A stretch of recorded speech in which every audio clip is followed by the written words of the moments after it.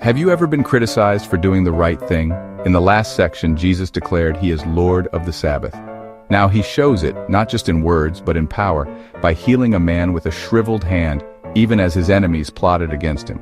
In Matthew chapter 12, verse 9 to 14, going on from that place, he went into their synagogue, and a man with a shriveled hand was there.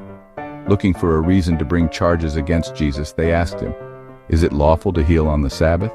He said to them, "If any of you has a sheep and it falls into a pit on the Sabbath, will you not take hold of it and lift it out? How much more valuable is a person than a sheep? Therefore it is lawful to do good on the Sabbath." Then he said to the man, "Stretch out your hand." So he stretched it out, and it was completely restored, just as sound as the other. But the Pharisees went out and plotted how they might kill Jesus. Let's break this down.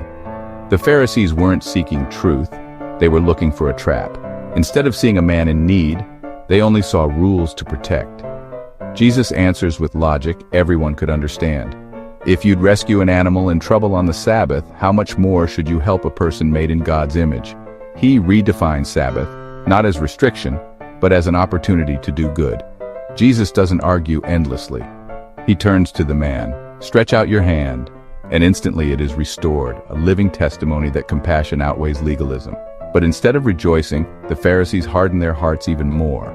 Rather than worshiping God for the miracle, they begin plotting to kill Jesus. The Sabbath was meant to give life, and Jesus showed that by healing. God values mercy, healing, and people above rigid rules. Is your heart open like the healed man, or hardened like the Pharisees? Choose compassion, choose Jesus. Subscribe for more verse-by-verse Bible insights. God bless.